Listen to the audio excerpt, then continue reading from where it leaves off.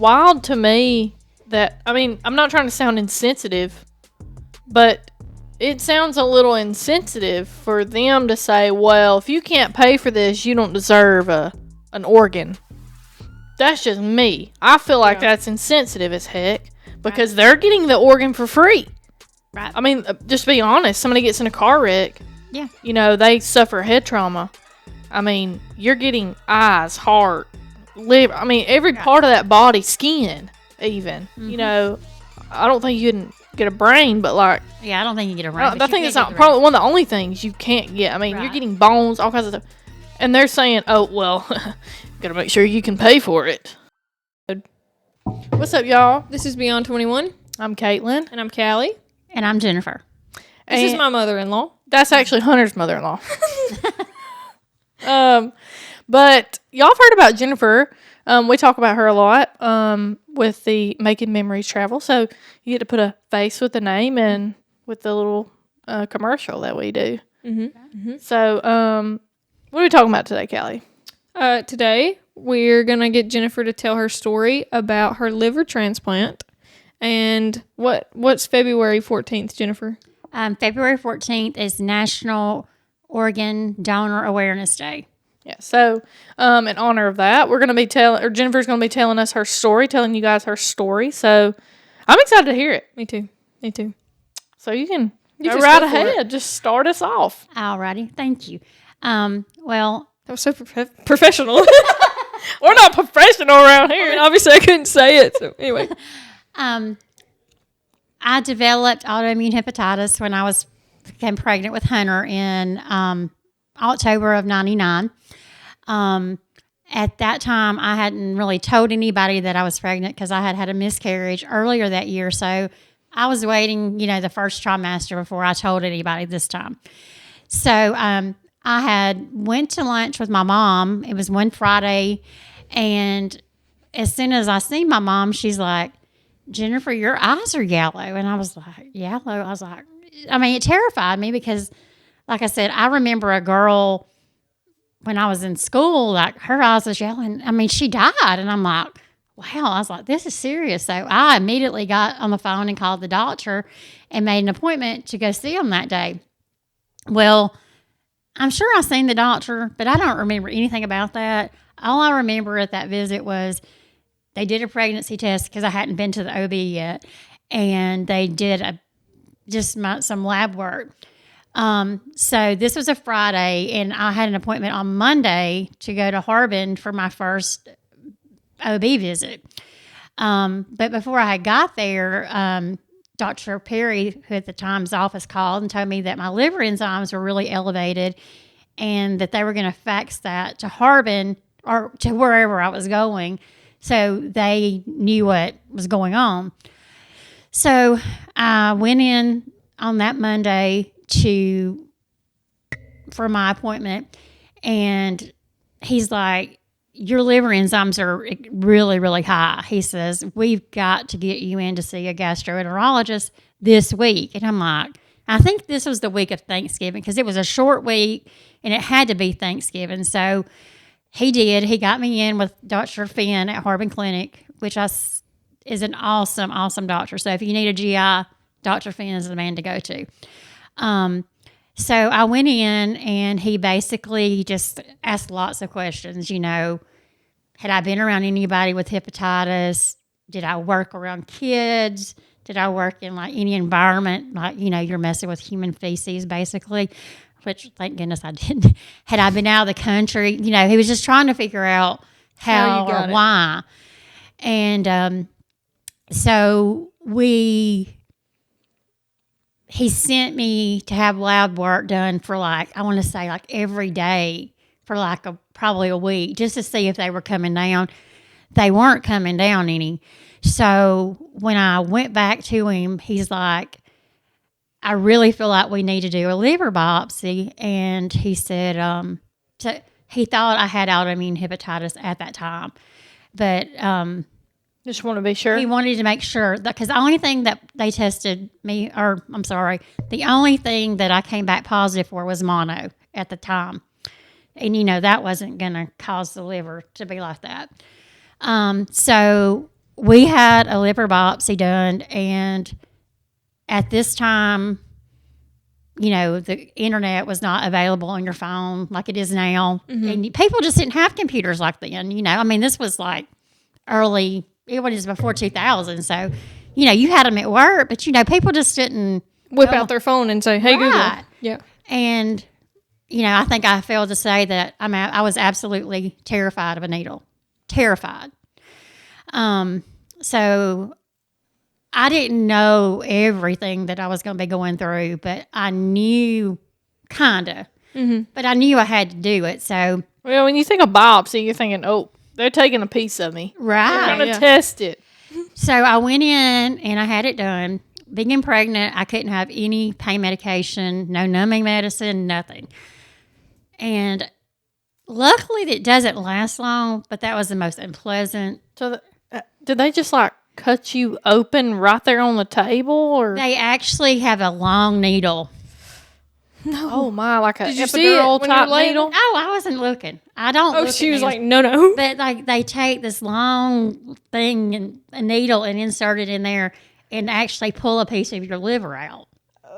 I mean, it's over like that. But honestly, Gracious. Dr. Finn told me after when I went in for my results, he's like, "I'm sorry I didn't tell you the whole truth." He says, "Because I knew how terrified you were and I was afraid you wouldn't go." And I'm like, "Well, he's probably right. But, I mean, what was you supposed to do?" Dr. Finn pulling some trickery. Yeah. I mean, it's like he didn't lie to me. He just didn't tell me the whole truth. So I can't remember if I went back in or he called and told me, he's like, basically I had autoimmune hepatitis. So me being pregnant with Hunter at the time. So Dr. Finn, basically after let me know that I did have autoimmune hepatitis, he let me know it's not curable. It's just treatable in most patients. So with being pregnant, the only thing he gave me was prednisone. As I said before, prednisone is a wonderful drug, but it's absolutely got terrible side effects. If you've ever had to take it, if you haven't, it makes you really moody, irritable, a lot of weight gain. I mean, after I started taking it, people didn't even recognize who I was because my face was like 3 times it is now. I mean, it's a moon face. So the doctor did take me out of work for a couple of weeks because I was just so tired. I mean, I had no energy to do anything. So I took a couple of weeks off work and then I went back. So basically, the whole time I was pregnant, every time I would go to the OB doctor, I'd also have to go to Harbin. Dr. Finn personally would call me with all my results. He would call and tell me whatever. If I needed anything, he'd call me. And, you don't get that from doctors anymore. I mean, or I don't know if you get it anymore or not, but I don't see him that often. Definitely not at Harbin though. Like they're No. so big that you. Well, they're a little more personal than They're personal. Floyd. But I'm saying just because they're such a big organization, Yeah. you're not gonna have them. But I mean, I had never had any other doctor at Harbin to personally call me. So that really meant a lot. So fast forward to, I guess it was June. I had went for my OB appointment and my blood pressure was really high. So they ended up taking me out of work for, I mean 3 weeks before I had Hunter. And so I was out of work because I was swelling really bad. My due date was July the 11th. And at that time, they didn't do ultrasounds like they do now. You may have 2 or 3 by the time you're pregnant. The only time I ever had one with him was when I found out he was a boy. So I was due on the 11th, and my appointment wasn't that week until the 13th. Well, so Dr. Jordan, who is, I don't know, he probably delivered me. I'm sure he's no longer seeing patients anymore. But I mean, I personally didn't see him at Harbin. If that's where you went, I did. I didn't see him there. I mean, he was an older gentleman. I mean, but he had the best bedside manner. I mean, he was really sweet. And so he's like, well, hey, he said, I think we need to do an ultrasound just to make sure everything's okay. And so they did an ultrasound. Hunter was breached. And I'm like, that's Of really course. nice to find out. That's Right just now. that's After just the fact. Hunter's nature. Yeah, just a little bit of an inconvenience. So he said, okay, he said, so we will schedule your C-section for in the morning, which was a Friday. So we went in on that Friday morning, and and he was born like at 7:40. She got the time down. He She only has one to keep up with. Well, Yeah. still. And they did keep him like in the neo intensive care unit for a good portion of that day because I'm not sure if it was because he was breached or what, but he was just having some breathing issues. But Of course he was. Being a little dramatic too. poor Hunter. Didn't he have a line on his head because of your rib? Yeah, he did. And I always thought he was like his arms was pushing up, but it wasn't. That noggin. His head. Fat head. And when he came out, he had an indentation right here. Tell him what you thought. He looked like an alien. Did you say that? No, I didn't. Oh, Somebody somebody else else may did. have. Probably Greg. He's a truth Did teller. you think it was going to be like that forever? No. Oh, I mean, okay, okay. I didn't think it would. But Did they tell you that it was your rib, or did you just know? Because, like, I mean, I just knew. You're like, oh, that makes a lot of sense. that's what that was. Yeah. Yeah, after the fact. Yeah. So, we were there for 3 days. Dr. Finn even came to see us at the hospital. What a nice man. I know. He Yes, sounds so he nice. is. He is. He's awesome. And luckily, he had a child that's about the same age as Hunter because I just recently went there a couple weeks ago and he asked me, he said, well, how old is your son? And I said, he'll be 25 in July. And I showed him y'all's wedding picture. And he says, wow. He says, we've been together for a long time. And I said, we really have. So, are y'all roughly the same age then? I would maybe. See, in my mind, Dr. Finn is an old man. Yeah, that's what I think. No, he is not old. And I'm trying to think of who he reminds me of, but I'm telling you, I've never had anyone. He sounds so kind. Yeah, Yeah. he just sounds like, I bet he's a good husband. What a too. hero, you know? For real. Yeah. Shout out to you, Dr. Finn, wherever you are. Rome, And probably. even when I go now, I still get that same superb treatment. Like, Good. oh, well, you look great. How are you doing? And bless his heart, he tried for so many years to figure out, how can we fix you after I had Hunter? He tried medicines. He, asked other doctors, and so probably, I don't know, maybe about 5 years into it, he sent me to UAB to see another specialist just to see, If there's something they could to do. do. So he sent me to Kirkland Clinic at UAB, and I seen Dr. Bloomer. Now, he was an old man. He sound like one. Dr. Boomer. I shouldn't have said that. But That was hateful. I Get didn't. some backlash from that. After I was so spoiled to Dr. Finn, to see someone else, it was really hard. Because Dr. Finn, if I told him, hey, I'm having a flare up, that's what we would call it, my liver enzymes.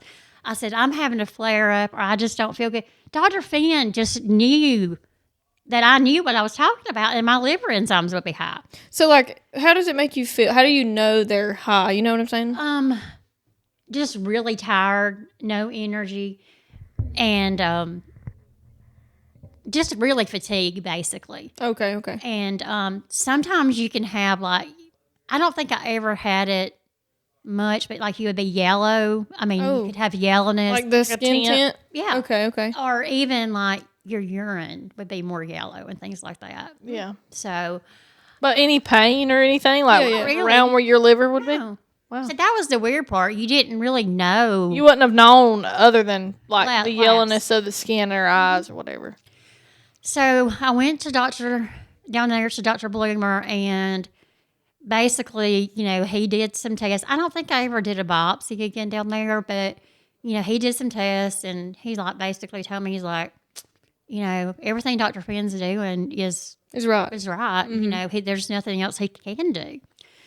So I didn't go to him for very long. I'm so sorry. I thought I turned that off. Keep going. And so I went back to Dr. Finn, and so we go on this journey from 99 till probably 2012. And like, I can't tell you how many medicines he tried me on, what all we tried to do. If he took me off prednisone, it might last a few weeks, but then everything would just go skyrocket again. Yeah. So it was like keeping your levels down more than anything else. Okay. Because what happens is it's called an ALT and an AST, and those are basically the enzymes they measure for your liver. And when they're elevated, the longer they stay elevated, it can damage your liver and cause cirrhosis. Okay. All right, so 2012, Dr. Finn's like, I really think we need to send you somewhere else to see, if there's something else to do. He's like, even though he's tried everything, nothing's worked. And he said, other case he's had, it stayed under control, but I was just out of control, of course. Jennifer's out of control. I'm out of control.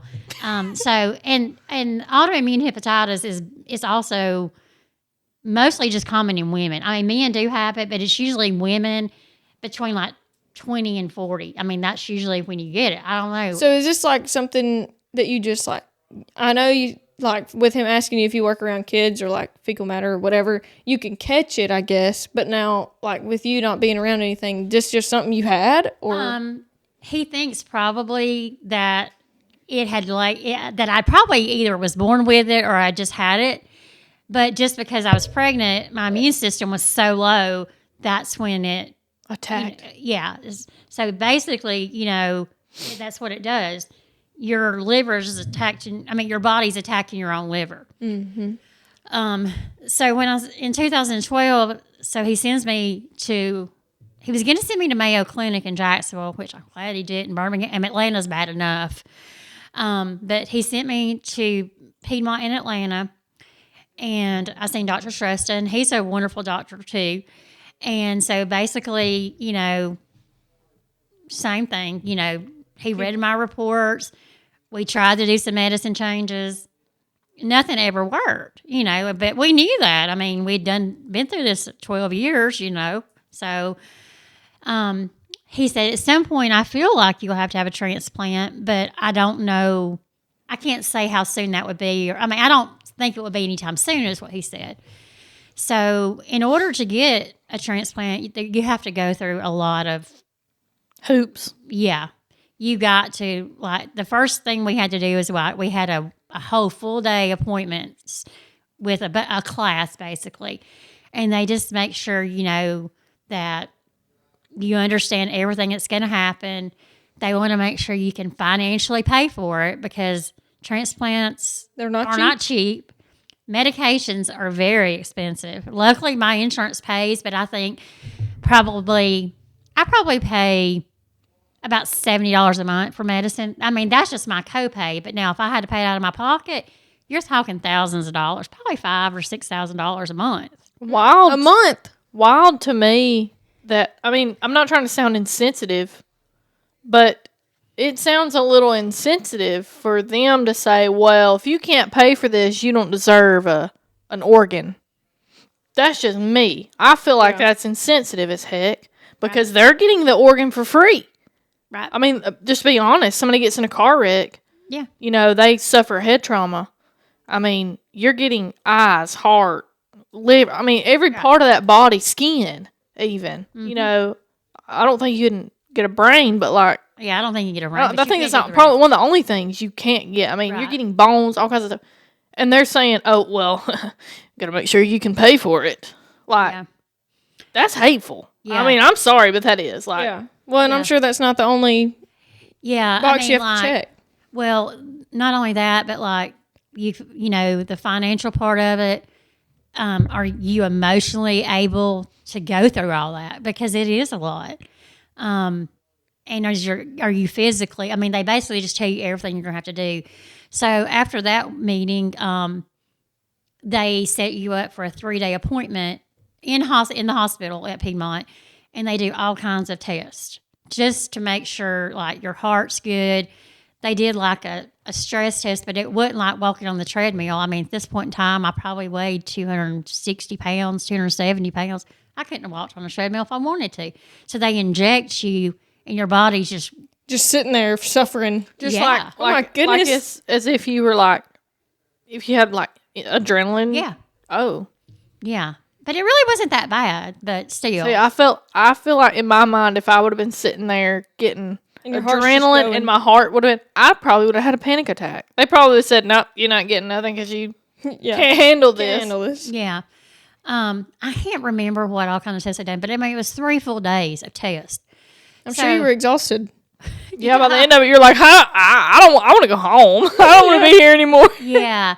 So then after you do that, then they set you up for like classes. Like it's basically, I guess, how to deal with life after transplant. So you had to do like, I want to say 3 or 4 classes, and they were all day. Good grief. Now, Greg didn't have to go to those. I mean, he could if he wanted to. Like one time, one of my friends went with me because, Greg was still trying to work too. I was about to say, he's running out of vacation time. Oh yeah, because I mean, if I went to Atlanta, at that point in time, I would never go by myself because I mean, Don't blame me. Too dangerous. Yeah, well, Atlanta's crazy. not only that, but I just wouldn't. It's Well, stressful. you're not capable. Well, I was you were. so fatigued. Yeah, and yeah, yeah, tired, yeah. I You- just couldn't. You weren't capable of going by And yourself. so Greg did go with me all the time. And the traffic. That's stressful traffic. It yeah, is. yeah, yeah. Now I'll go now if I have to, but that like Still nice for somebody to go. yeah, it is. Good road company. Support animal. Yeah. So, so I can't remember when we started the classes, but my goal was to try to have it all done by the end of 2012 so I could get on the list in 2013. Because, you might have good months with your, and everything's good and you feel good, but you honestly had more bad months than you had good. Yeah. I mean, I'm sorry. I mean, all I wanted to do was sleep because that was just the way of my body healing. Yeah, yeah. Of course, Greg always tells me that I must have had it my whole life because I love to sleep.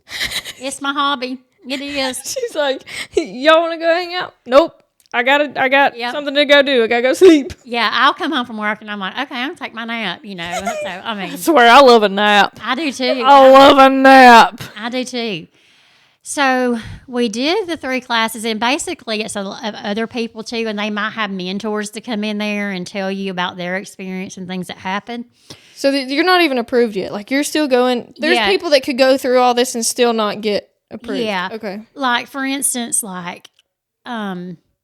when you go in for, just for instance, the liver transplant, like if you're an alcoholic, They're going to say, No. you're not nah, gonna get one. you ain't going to mess up another one. Yeah, bro. they only give you.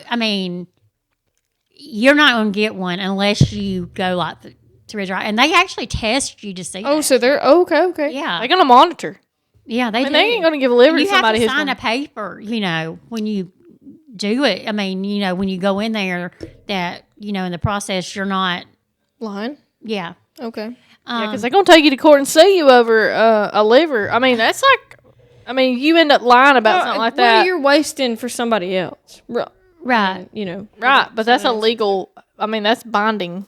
When Yeah. you sign and say, I'm not going to do this, and you do Yeah, it yeah, anyways, yeah. and there's an organ involved that they're giving you. Yeah. So I did the classes, and I must not have finished them till like January because I got my acceptance letter for the liver transplant on February the 13th of 2013. Basically, Right here soon. I know. so basically, once you have all the tests done and you do all the classes, they take your case before, I guess, the transplant board or, a bunch of doctors are in there and they make sure that they all agree you're able You qualify. and to qualify for Okay. it. So I got my letter, but I think my coordinator called me as well and told me that, I had gotten put on the list. So I got my acceptance letter. And, at this time, I wasn't any sicker than I had been. And basically, when you go on the transplant list, they have what they call a MELD score. And that's just basically how much, I guess, your liver is actually functioning. 40 being the worst. And I think mine was like 20, between 20, 27. So, I mean, I wasn't sick. Not Oh, like, you're saying like you're lower. You're On like a half. scale of 1 to 40, I was thinking like I don't you know. were way below. yeah, like where it was 40, supposed to be. 40 Okay, is okay. bad. Okay, sorry. 0 is good. So, and it tells you on there, and that they will measure your meal score every time you would go back. So Dr. Shrestha, he's like, I can't remember exactly when he said it, but we started like lowering my prednisone because the prednisone was the only thing keeping my meal score level. Mm-hmm. And that's the only thing that was keeping me halfway sane and, healthy. Yeah. And so, So he was trying to not make it look worse, but make it worse so that you went up on the transplant list to where it would. actually, I take it back. He did that prior to me getting on the transplant Okay, list. okay. Sorry about that. So, yes, he did For it that purpose. for that purpose. Oh, okay, because okay. he wanted to get me on the transplant Well, I list. mean, he wanted to show what it would really be like had you not been taking any medicine. Right. Okay. So, yeah. So, that was prior to me getting on the list. So, that was February the 13th or whatever I said.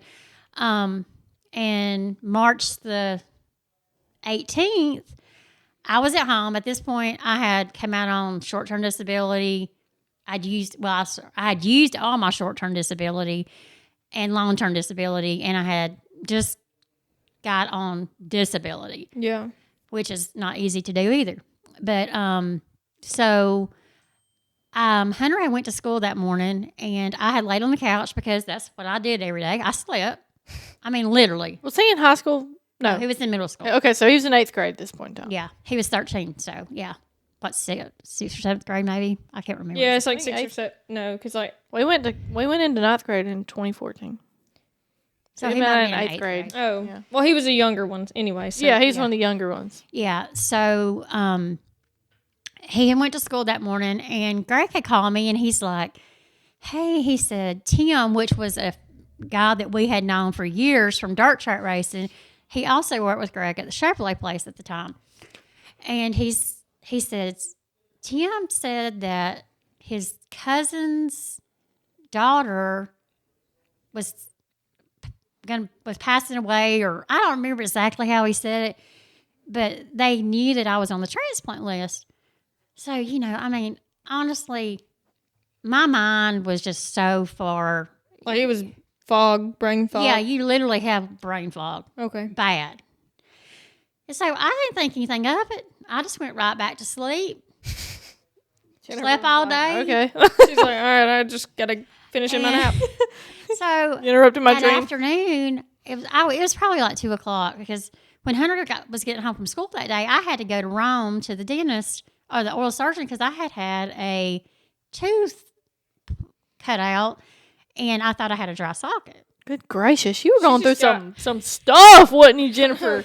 So I had just got up and was headed to the bathroom to take a shower. My phone rang, and it was a number I didn't recognize, but it was a local number.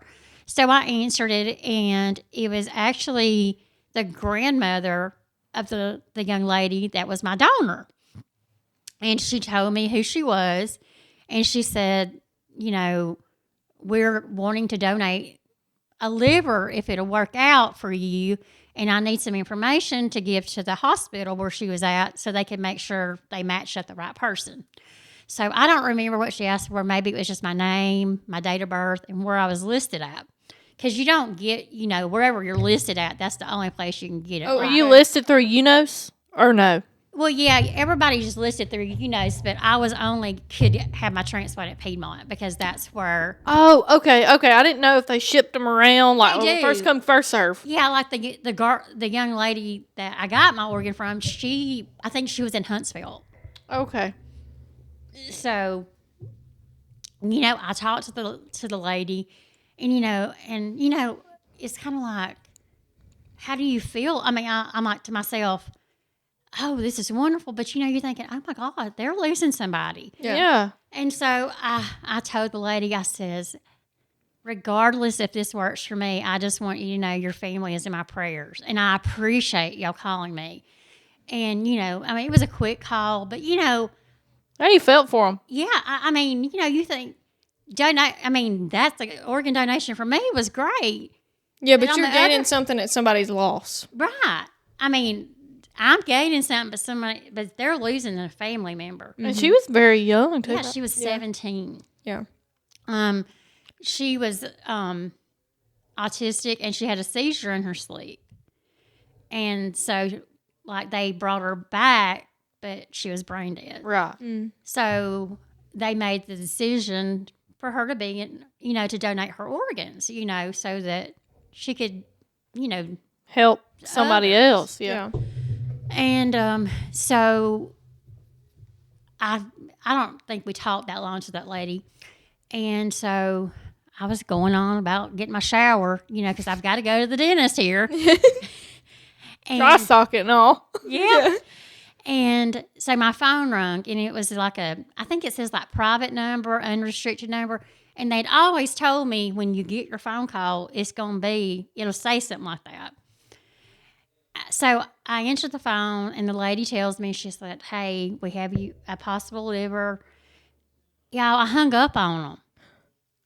I was so ecstatic. I just hung You're like, up. ball out. She's like, all right. And so, thank God, she called back. Like, girl, this happens all the time. And so she's like, we have a possible liver for you. And like I said, this was probably 2:30, 3 o'clock, or between 2 and 3. And she's like, we need you to check in through the ER by 7 o'clock Georgia time. The way I would that have day. That The night. way I would have said, I do not have a dry socket anymore. Oh, I didn't. I didn't go to the dentist. I'm gargling salt water instantly. I forgot all about the dry socket. And so I guess you did not have one. I probably all the other medicines took care of it. I don't remember. That prednisone cleared it right up. So,